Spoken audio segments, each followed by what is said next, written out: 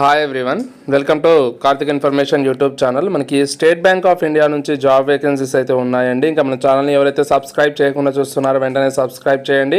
పక్కనే వచ్చే బెల్ ఐకాన్ని ప్రెస్ చేయండి. నేను చేసే ప్రతి ఒక్క వీడియో కూడా నోటిఫికేషన్ రూపంలో మీ దాకా వస్తుంది. అండ్ వీడియో చూసే ప్రతి ఒక్కరు కూడా వీడియోని లైక్ చేయండి. డిస్క్రిప్షన్ లింక్లో Instagram, Telegram and Facebook links ఉన్నాయి, అక్కడైతే జాయిన్ అవ్వండి. అఫీషియల్ నోటిఫికేషన్ చూసుకున్నట్టయితే మనకి ఎస్బీఐ నుంచి అండి సర్కిల్ బేస్డ్ ఆఫీసర్ సంబంధించిన నోటిఫికేషన్ అయితే రిలీజ్ చేయడం జరిగింది. దీనికి సంబంధించిన ఇంపార్టెంట్ డేట్స్ వచ్చేసి 29/1/2026 నుంచి 18/2/2026 వరకు ఆన్లైన్ అప్లికేషన్ రిజిస్ట్రేషన్ అయితే ఉండడం జరుగుతుంది.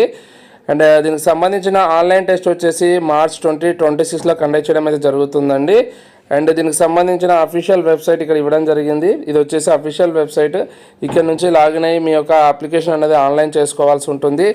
దీనికి సంబంధించిన రిక్రూట్మెంట్ ప్రాసెస్ అనేది ఫస్ట్ వచ్చేసి ఆన్లైన్ ఎగ్జామినేషన్ కండక్ట్ చేయడం జరుగుతుందండి. తర్వాత స్క్రీనింగ్ ఉంటుంది, దాని తర్వాత ఇంటర్వ్యూ కండక్ట్ చేయడం జరుగుతుంది, తర్వాత లోకల్ లాంగ్వేజ్ ప్రొఫిషియన్సీ టెస్ట్ అనేది పెట్టడం జరుగుతుంది. దీనికి సంబంధించిన వేకెన్సీస్ ఏ విధంగా ఉన్నాయి, ఏ సర్కిల్లో స్టేట్ వైజ్గా మనకి రెగ్యులర్ వేకెన్సీస్ ఎన్ని, బ్యాక్లాగ్ వేకెన్సీస్ ఎన్ని అని చెప్పేసి డీటెయిల్గా అయితే ఇవ్వడం జరిగింది. ఇక్కడ చూసుకున్నట్టయితే మనకి అమరావతి సర్కిల్కి సంబంధించి ఆంధ్రప్రదేశ్ సంబంధించిన స్టేట్కి వచ్చేసి టోటల్గా వచ్చేసి 97 వేకెన్సీస్ ఉన్నాయండి. ఇక్కడ కేటగిరీ వైజ్గా ఇవ్వడం జరిగింది. SC, ST, OBC, EWS and general. And backlog vacancies చూసుకున్నట్టయితే బ్యాక్లాగ్ వేకెన్సీ ఒక 1 వేకెన్సీ ఉందండి. ఇది వచ్చేసి మనకి ఆంధ్రప్రదేశ్ స్టేట్కి సంబంధించిన వేకెన్సీ డీటెయిల్స్ అండి. అదేవిధంగా తెలంగాణకు సంబంధించి చూసుకుందాము. తెలంగాణకు సంబంధించి చూసుకున్నట్టయితే టోటల్గా 80 వేకెన్సీస్ అయితే ఉన్నాయండి. ఈ విధంగా ప్రతి ఒక్క స్టేట్కి సంబంధించి ఆల్ ఇండియా నోటిఫికేషన్ అయితే రిలీజ్ చేయడం జరిగింది. ఇక్కడ చూసుకున్నట్టయితే టోటల్గా వచ్చేసి 2050 వేకెన్సీస్ అయితే ఉన్నాయండి. ఇక్కడ ఏ సర్కిల్లో వేకెన్సీ ఉన్నాయని చెప్పేసి ఇవ్వడం జరిగింది. అండ్ దానికి సంబంధించిన బ్యాక్లాగ్ వేకెన్సీ వచ్చేసి 223 బ్యాక్లాగ్ వేకెన్సీస్ ఉన్నాయి. ఎడ్యుకేషనల్ క్వాలిఫికేషన్ చూసుకున్నట్టయితే అండి గ్రాడ్యుయేషన్ ఫ్రమ్ ఎనీ డిసిప్లిన్ చేసిన వాళ్ళు ఎలిజిబుల్ అయ్యండి. ఎవరైతే క్యాండిడేట్స్ వాళ్ళకి సంబంధించిన క్వాలిఫికేషన్ వాళ్ళకి మెడికల్ ఇంజనీరింగ్ చేసిన వాళ్ళు, చార్టెడ్ అకౌంట్ చేసిన వాళ్ళు, కాస్ట్ అకౌంటెంట్ చేసిన వాళ్ళు కూడా ఎలిజిబుల్ అయ్యండి. ఏజ్ లిమిట్ ఇవ్వడం జరిగింది. ఇక్కడ కట్ ఆఫ్ డేట్ వచ్చేసి మనకి 31/12/2025 ఇవ్వడం జరిగిందండి. 21 ఇయర్స్ నుంచి 30 ఇయర్స్ లోపల అయితే ఉండాల్సి ఉంటుంది. మనకి అప్పర్ ఏజ్ రిలాక్సేషన్ అయితే ఉండడం జరుగుతుందండి. షెడ్యూల్ క్యాస్ట్కి వచ్చేసి 5 ఇయర్స్, ఎస్సీ ఎస్టీకి, ఓబీసీకి వచ్చేసి 3 ఇయర్స్, ఫిజికల్లీ హ్యాండిక్యాప్ వరకు ఇక్కడ ఇవ్వడం జరిగింది. ఫిజికల్లీ హ్యాండిక్యాప్లో ఎస్సీ ఎస్టీ 15 ఇయర్స్, ఓబీసీ వాళ్ళకి 13 ఇయర్స్, జనరల్ అండ్ ఈడబ్ల్యూఎస్ వాళ్ళకి 10 ఇయర్స్. ఈ విధంగా రిలాక్సేషన్స్ అయితే ఉన్నాయండి. లోకల్ లాంగ్వేజ్ టెస్ట్ అయితే కండక్ట్ చేయడం జరుగుతుందండి. క్యాండిడేట్స్ ఏదైతే పర్టికులర్ సర్కిల్కి అప్లై చేస్తున్నారో దానికి సంబంధించిన ఆ సర్కిల్కి సంబంధించి వాళ్ళకి సంబంధించిన రీడింగ్, రైటింగ్ అండ్ అండర్స్టాండింగ్ అయితే వచ్చి ఉండాల్సి ఉంటుంది. అండ్ ఎవరైతే క్యాండిడేట్స్ 10th లేదా ఇంటర్మీడియట్ స్టాండర్డ్లో, 12th స్టాండర్డ్లో వాళ్ళకి సంబంధించిన లోకల్ లాంగ్వేజ్ సబ్జెక్ట్ అనేది ఉన్నట్టయితే వాళ్ళకి లాంగ్వేజ్ టెస్ట్ అయితే పెట్టడం అయితే జరగదండి. అండ్ దీనికి సంబంధించిన రిటర్న్ ఎగ్జామినేషన్ ఏ విధంగా ఉన్నదని చూసుకున్నట్టయితే మనకి రిటర్న్ ఎగ్జామినేషన్ సెలెక్షన్ ప్రొసీజర్ వచ్చేసి ఆన్లైన్ టెస్ట్ అయితే పెట్టడం జరుగుతుంది. ఆన్లైన్ టెస్ట్లో ఆబ్జెక్టివ్ టైప్ క్వశ్చన్స్ అయితే ఉంటాయండి. ఆబ్జెక్టివ్ టైప్ టెస్ట్ వచ్చేసి 2 అవర్స్ టైం డ్యూరేషన్ అయితే ఉంటుందండి. 4 సెక్షన్స్ అయితే ఉంటాయి, 120 మార్క్స్ ఉంటుంది. ఇంగ్లీష్ లాంగ్వేజ్ వచ్చేసి 30 క్వశ్చన్స్, 30 మార్క్స్, 30 మినిట్స్ అండి టైం డ్యూరేషన్. బ్యాంకింగ్ నాలెడ్జ్ వచ్చేసి number of questions 40 questions, maximum marks వచ్చేసి 40 మార్క్స్ అండి.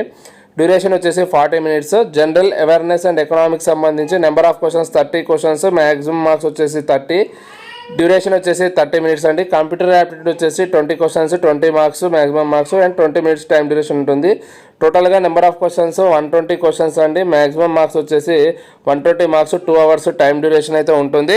అండ్ దీనికి సంబంధించిన నెగిటివ్ మార్కింగ్ గురించి చూసుకుందాం మనం. ఇక్కడ సెలెక్షన్ ప్రొసీజర్ ఏ విధంగా ఉంటుందని, దాని తర్వాత ఆన్లైన్ టెస్ట్ తర్వాత డిస్క్రిప్టివ్ టెస్ట్ అయితే పెట్టడం జరుగుతుంది. ఆ డిస్క్రిప్టివ్ టెస్ట్ వచ్చేసి 30 మినిట్స్ ఉంటుంది. అది ఇంగ్లీష్ లాంగ్వేజ్లో ఉంటుందండి. లెటర్ రైటింగ్ అండ్ ఎస్సే ఉంటుంది.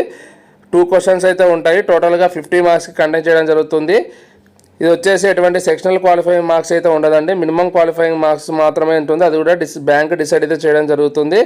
ఎటువంటి నెగిటివ్ మార్కింగ్ అయితే ఉండదండి. ఇక్కడ క్లియర్గా మెన్షన్ చేయడం జరిగింది. అండ్ ఇంకోటి ఆన్లైన్ ఎగ్జామినేషన్ సంబంధించి ఎటువంటి సెక్షనల్ కట్ ఆఫ్ మార్క్స్ కూడా ఉండవని చెప్పేసి క్లియర్గా మెన్షన్ చేయడం జరిగిందండి.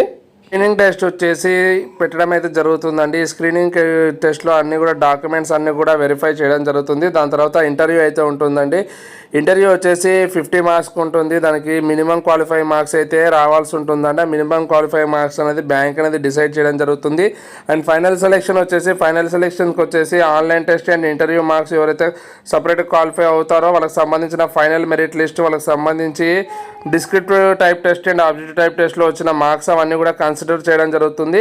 ఫైనల్ మెరిట్ లిస్ట్ అనేది నార్మలైజేషన్ ఆఫ్ ద మార్క్స్ అనేది చేయడం జరుగుతుంది. ఆన్లైన్ టెస్ట్ అండ్ ఇంటర్వ్యూకి సంబంధించి 75:25 వెయిటేజ్ రెస్పెక్టివ్లో తీసుకోవడం అయితే జరుగుతుంది. ఆన్లైన్ టెస్ట్కి వచ్చేసి టోటల్గా 170 మార్క్స్కి దాన్ని 75 మార్క్స్గా కన్వర్ట్ చేయడం జరుగుతుంది. అండ్ ఇంటర్వ్యూలో స్కోర్ ఆఫ్ ద క్యాండిడేట్స్ వచ్చేసి 50 మార్క్స్కి దాన్ని 25 మార్క్స్కి అయితే కండక్ట్ చేయడం జరుగుతుంది. దాని తర్వాత ఫైనల్ మెరిట్ లిస్ట్ అన్నది సర్కిల్ వైజ్గా, కేటగిరీ వైజ్గా అయితే అవుట్ ఆఫ్ 100 మార్క్స్కి నార్మలైజేషన్ చేసి సెలెక్షన్ అన్నది సర్కిల్ వైజ్గా, కేటగిరీ వైజ్గా అయితే పెట్టడం అయితే జరుగుతుందండి.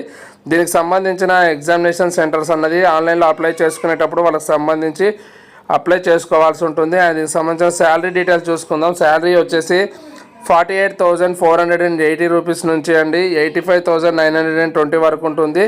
దీంతోపాటు సెలెక్ట్ అయిన క్యాండిడేట్స్కి వాళ్ళకి డిఏ ఉంటుంది, హెచ్ఆర్ఏ ఉంటుంది, లేదా లీజర్ అగ్రిమెంట్ ఉంటుంది, పిఎఫ్ ఉంటుంది, కాంట్రిబ్యూటరీ పెన్షన్ ఫండ్ ఉంటుంది, ఎన్పిఎస్ ఉంటుంది, మెడికల్ ఫెసిలిటీ, అదర్ అలవెన్సెస్ అన్నీ కూడా వర్తిస్తాయండి. అవన్నీ కూడా వర్తిస్తాయి. ఇంకా అప్లికేషన్ ఫీజు చూసుకుందాము. అప్లికేషన్ ఫీజు వచ్చేసి జనరల్, ఈడబ్ల్యూఎస్ అండ్ ఓబీసీ వాళ్ళకి వచ్చేసి 750 వచ్చేసి అప్లికేషన్ ఫీ అండి. ఎస్సీ, ఎస్టీ, పీడబ్ల్యూడీ క్యాండిడేట్స్కి ఎటువంటి అప్లికేషన్ ఫీ అయితే లేదండి.